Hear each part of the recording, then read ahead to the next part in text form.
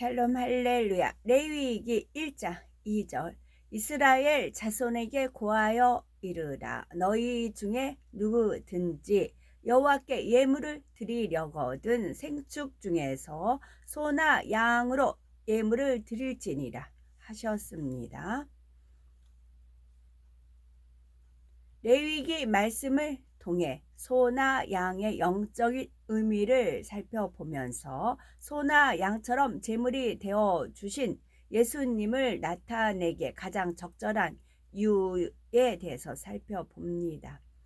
불순종한 아담 이후로 원죄와 자범죄를 가진 죄인들은 거룩하신 하나님과 교통할 수 없게 되었기 때문에 구약 시대에는 대제사장만이 회막 안의 지성소에 들어가서 하나님께 제사할 수가 있었지요. 그러나 오늘날은 주를 믿는 하나님의 자녀들이라면 누구나 성전 안에 들어가서 예배하고 기도하며 하나님과 교통할 수 있게 되었죠. 이는 예수 그리스도께서 모든 죄를 대속해 주셨기 때문입니다. 따라서 우리가 예수 그리스도를 영접하면 성령께서 마음 안에 거하시며 지성소로 삼고 계시지요. 그리고 하나님께서 회막에서 모세를 부르신 것처럼 성령께서는 마음 가운데에서 우리를 부르시며 교통하기를 원하시지요. 성령의 음성을 들려주시고 주관하셔서 진리 가운데 살게 하시며 하나님에 대해 깨닫게 하시는 겁니다. 이와 같이 성령의 역사 속에서 하나님과 교통을 이루는 만큼 하나님의 은혜와 하나님의 은총을 체험하며 하나님의 뜻을 더욱 깊이 알 수 있죠.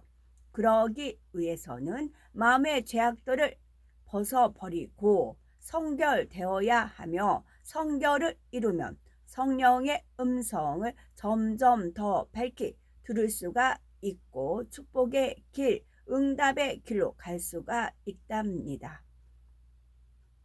레위기 1장 2절을 보면 이스라엘 자손에게 고하여 이르라. 너희 중에 누구든지 여호와께 예물을 드리려거든 생축 중에서 소나 양으로 예물을 드릴지니라 말씀하셨습니다. 하나님의 자녀들은 예배를 드리면서 11조, 감사, 건축, 구제 등 여러 예물을 드리는데 하나님께서는 예물을 드리려거든 생축 곧 살아있는 가축 중에서 소나 양으로 드리라는 것이지요. 이 말씀에는 영적인 의미가 있으므로 오늘날은 문자 그대로 행하는 것이 아니라 영적인 의미를 깨우쳐 하나님의 뜻대로 행해야 합니다. 그러면 생축 곧 살아있는 가축 중에서 예물을 드린다는 것은 영적으로 어떤 의미일까요? 하나님 앞에 신령과 진정으로 예배하여 거룩한 산 제사 곧 영적 예배를 드려야 한다는 것입니다. 로마서 12장 1절을 보니 하나님의 모든 자비하심으로 너희를 권하노니 너희 몸을 하나님이 기뻐하시는 거룩한 산 제사로 드리라. 이는 너희의 드릴 영적 예배이니라 말씀하신 대로 영적인 예배를 드려야 하지요. 예배 중에 졸거나 잡념에 빠지거나 하나님의 말씀을 들으면서 믿음으로 받는 것이 아니라 자기 생각과 자기 판단 속에 의심하는 예배는 영적 예배가 아니죠. 또한 교회 밖에서는 방탕하고 정욕적으로 세상 사람과 똑같이 살아가면서 예배 시간에만 경건한 모습으로 외식하는 것도 하나님께서 기뻐 받으실 만한 산 제사라고 할 수가 없지요. 예배 시간에 신령과 진정으로 중심에서 하나님을 경배할 뿐만이 아니라 일상생활 속에서도 항상 깨어 기도하며 하나님 앞에 거룩하게 살아가는 우리가 되어야 하는 것이지요. 그럴 때 우리의 예배와 모든 예물이 거룩한 산 제사로 드려지며 영적 예배로 하나님 앞에 인정받을 수가 있는 것입니다. 그러면 하나님께서는 왜 생축 중에서 소나 양으로 예물을 드리게 하시는 것일까요? 이는 소와 양이 모든 짐승들 중에서도 인류의 죄를 위해 화목 제물이 되어주신 예수님을 나타내기에 가장 적절한 짐승이기 때문입니다.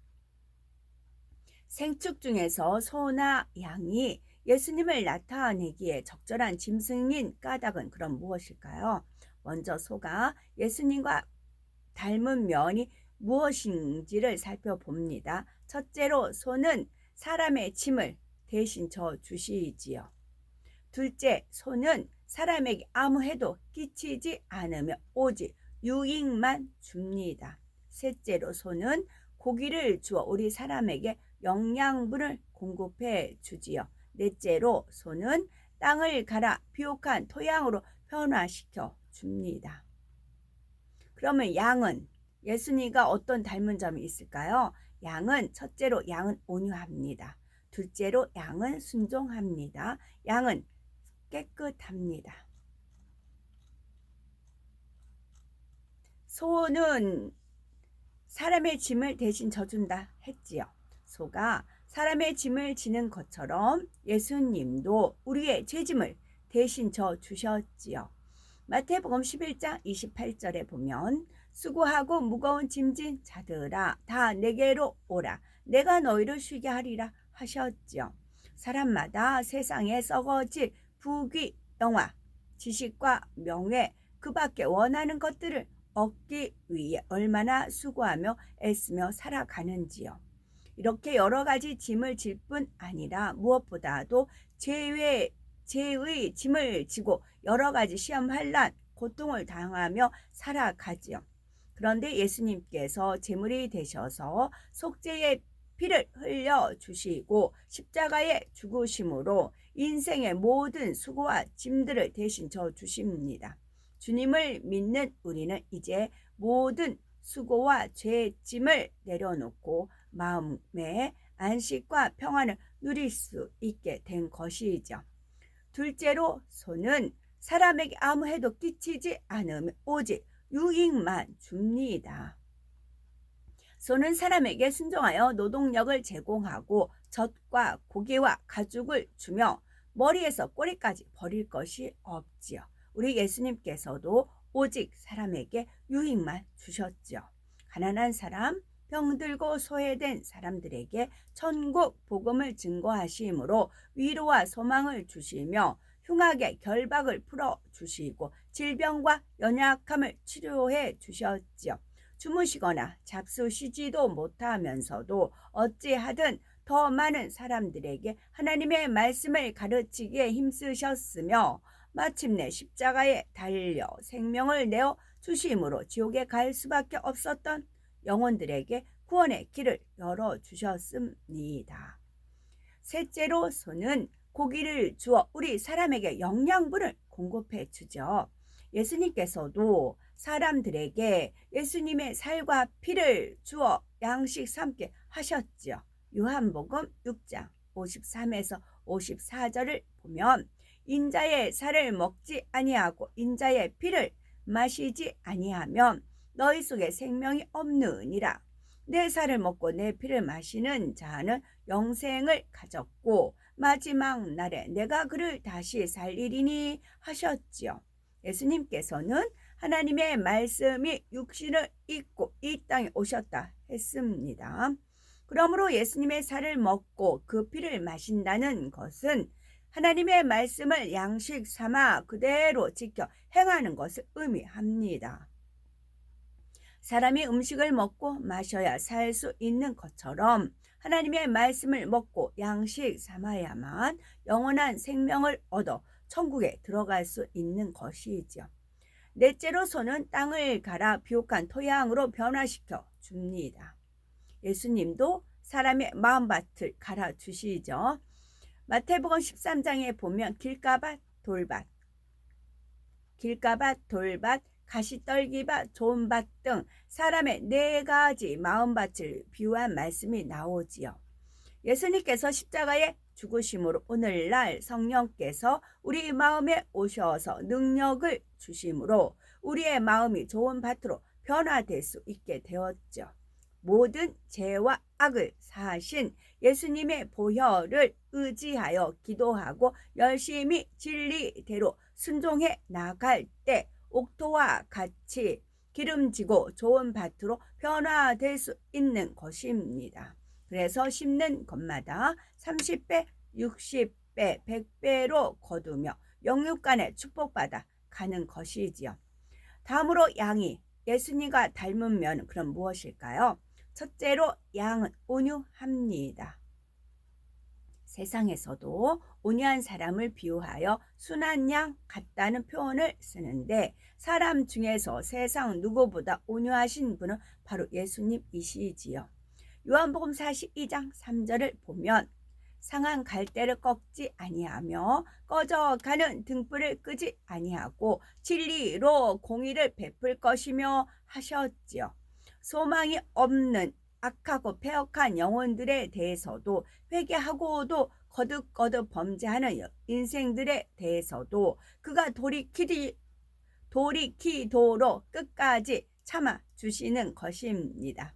예수님은 만물을 창조하신 하나님의 아들이요 능히 모든 사람을 멸하실 수도 있는 권세가 있으시지만 악한 사람들이 예수님을 십자가에 못 박을 때도 그들에 대하여 참으셨고 사랑하셨습니다.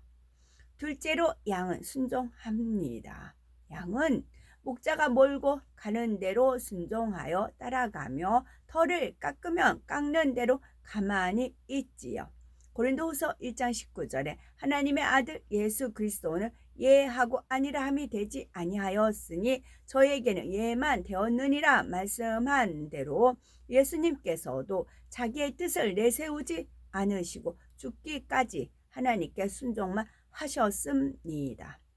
평생도록 하나님께서 원하시는 때 원하시는 장소에 가셨으며 하나님께서 원하시는 일만 하셨지요.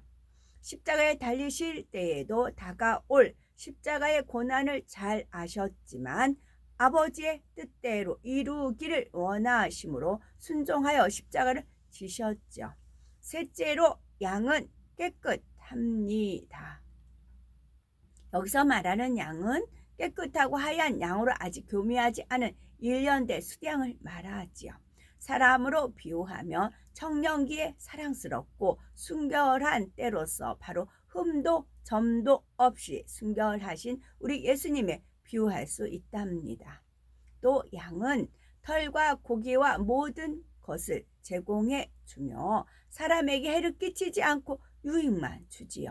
앞서 말씀드린 대로 예수님께서도 살과 뼈를 주셨고 마지막 생명까지도 다 우리를 위해 내어주셨습니다. 오직 아버지 하나님께 순종하여 그 뜻을 이루어 드리고 하나님과 죄인들 사이에 담을 헐어 주셨지요. 그리고 오늘날도 우리의 마음을 개간하여 정결하고 기름진 옥토로 만들어 가시는 것입니다. 구약시대의 소와 양으로 사람의 죄를 대속한 것처럼 예수님께서 우리를 대신하여 죽으심으로 우리는 하나님과 화목하게 되었죠. 이 사실을 믿는 우리는 예수님께서 어떠한 모습으로 하나님께서 받으실 만한 제물이 되셨는지 밝히 깨달아 우리를 구원하신 예수 그리스도의 사랑과 예수 그리스도의 은혜에 늘 감사하며 사도 바울이 주를 본받는 자 되었다 한 것처럼 주를 본받는 삶을 살아야겠지요.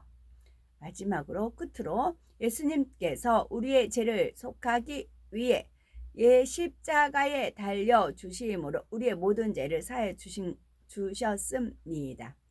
요한일서 1장 7절 저가 빛 가운데 계신 것 같이 우리도 빛 가운데 행하면 우리가 서로 사귐이 있고 그 아들 예수의 피가 우리를 모든 죄에서 깨끗하게 하실 것이요 말씀하셨으니 정녕 믿음으로 제사함을 받았다면 더 이상 죄 가운데 살지 않고 하나님의 말씀대로 빛 가운데 살아야 합니다. 그러므로 신령과 진정으로 예배에 드리며 모든 죄악을 벗어버리고 항상 빛 가운데 거함으로 장차 천국에서도 주님과 함께 가장 빛나고 영화로운 자리에 들어간 우리가 되셔야 되겠습니다.